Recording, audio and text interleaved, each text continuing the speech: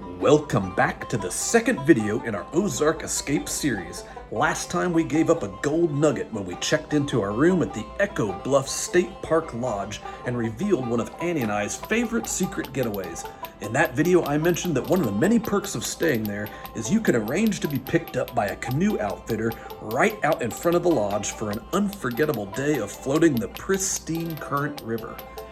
That is just exactly where we're picking up in this episode, where we're going to reveal what there is to do once you get to Echo Bluffs, or for that matter, anywhere you happen to be staying in the Eminence, Missouri area.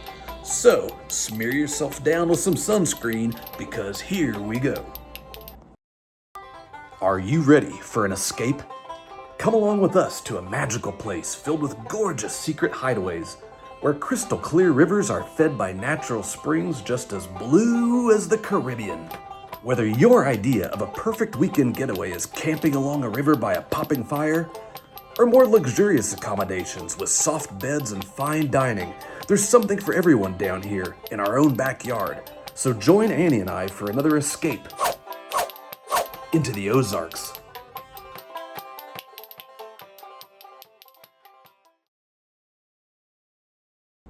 Now then, you don't have to be staying at Echo Bluffs Lodge to take advantage of the outstanding services of Carr's Canoe rental, located just 5 minutes drive from Echo Bluffs and around 50 yards from the Round Springs takeout point on the pristine current river. But since it's always been my experience to pair a day on the current river with a night or 3 at the Echo Bluffs Lodge, that's the knowledge I'll be sharing in this video. It's a perfectly streamlined system for a float trip, complete with pickup and drop-off services right at the lodge doorstep, and for my money, it cannot be beat. Soon as you step through the front doors of the lodge, you're going to see a rack of brochures for area attractions. Snag a bright red one for Carr's Canoe rental and take it up to your room. Inside the brochure, you're going to find a map of the current river, information on all the natural springs, and perhaps most importantly, descriptions of the different float trips that they offer. That's where you need to decide what exactly you've got in you, the kind of weather you're going to be dealing with, and how long you want to be out there on the water. I used to love to sign up for the biggest, baddest float trip on any menu, but nowadays a half day is plenty, and by 8 or 9 miles, honestly, I'm kind of looking for the exit ramp. I float sober now too. Crazy, huh? That's probably closely related to the shortening of my paddling attention span. Anyway, it was supposed to be beastly hot on my float day. I went with the 4 to 6 hour float from Pull Tight to Round Springs, which meant that I was going to be headed about 10 miles upstream from Carr's Canoe rental, and I'd be floating back to their place of business, which I figured would expedite my ride back to the lodge afterward, and I was not wrong. Once you've made your choice for the following day's float, you call that 1-800 number on the front of the brochure and make your little arrangements. I had 3 options for a pickup time out front of the lodge. It was going to be 8 a.m., 10 a.m., or 2 p.m. And again, since it was going to be really hot, I went with the earliest pickup time, so hopefully I could be back at the lodge and out of the sun before it got hot as blue blazes. It's very foggy. The first hour or so on the current is drifting through ghostly skeins of fog with no sign of burning off until 9 or 10 a.m. During this time, the river's easy, and you may catch a glimpse of a mink along the shoreline, or even river otters playing in the snags.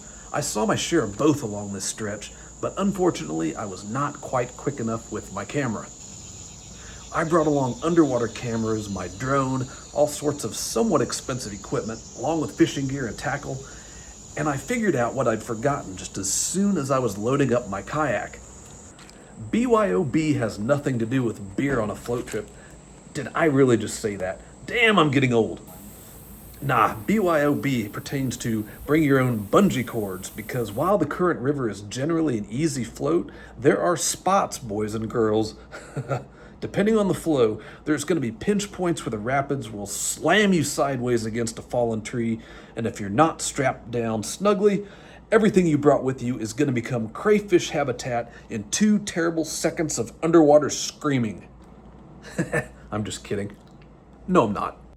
But yeah, man, I brought along no cordage of any kind, and after the current river nearly had my ass a couple times, I had to come up with some pretty creative ways to secure my most expensive items to the kayak itself. If you're new to floating, that's another big decision. Canoe, kayak, or raft. What to do, what to do. Well, rafts are huge, slow, bulky vessels that you'll spend hours dragging over rocks when you're not spinning slowly in circles. They're good for families with small children because they're safe. A raft is not going to flip over, but they make for a long and arduous day on the water. Canoes are best for couples or teams of two, or the occasional guy and his river dog. They're easier to flip than a raft, but harder to flip than a kayak. You can maneuver fairly quickly in a canoe if you know what you're doing. A kayak is sleek and fast and very maneuverable. I did my 4 to 6 hour, 9-mile float in about 3 hours, no problem. But the risks are much higher in sketchy situations if you don't know what you're doing. The consequences can be somewhat catastrophic if your gear isn't strapped down. So weigh all these things out and make a good decision. The rivers in the Eminence, Missouri area are clean, clear, and cold, all due to their feedwater sources being primarily natural springs. If you've never seen a natural spring in Missouri with your own 2 eyes, you would not believe it if I told you that these sources of the clearest, purest water imaginable billow up from within the earth from fountainheads that are just as blue as any beach in the Caribbean Sea. They are jaw-droppingly gorgeous to behold. One of these springs with very easy access is just 20 minutes west of Eminence, Missouri. I'm of course talking about the Alley Springs Mill, and believe me when I tell you that it's like stepping straight into some fantasy novel, complete with fairies and elves and water spirits. It's a fantastic sight and an absolute must addition to any bucket list for an Ozark escape in this area. I thought about putting out a third video on the springs themselves, but one was out of order, and quite frankly, I think you guys get the idea, and you're perfectly capable of tracking them down if you make it to the Eminence area. Which, I hope by now you realize you absolutely should. Book a couple nights at the Echo Bluff Lodge. Book a float trip on the current river through Carr's Canoe rental. And be sure to make it back to your pullout spot before the closing time at 6 o'clock. So after my float trip, I was catching a lift back to Echo Bluff Lodge from one of the drivers at Carr's Canoe rental. And I asked him, so at the end of the day, you know, it's about closing time, it's starting to get dark. And do you ever have floaters who are on your list for that day who just went missing and don't show up? And he says, oh yeah, happens quite a bit. I said, well, what do you do? Leave them out there. Lock up, go home, have some supper. That is all, folks. Hope you enjoyed the escape, and if you haven't already, be sure to subscribe because, like it or not, we are going places. Like, straight into the middle of a gosh darn tornado that wipes out our entire job site. Oh yeah, that happened yesterday. And from there, straight into Chinatown, Chicago, because that makes perfect sense. But that's just exactly what has happened in the last couple weeks since my Ozark escape. I'm still sunburned from that. Not to mention a turn and burn cannonball run up to Winter Park, Colorado and back to Kansas City in 24 hours, right after Annie got back from her own trip to Europe. If I'm lying, I'm dying. That's it, and ciao for now.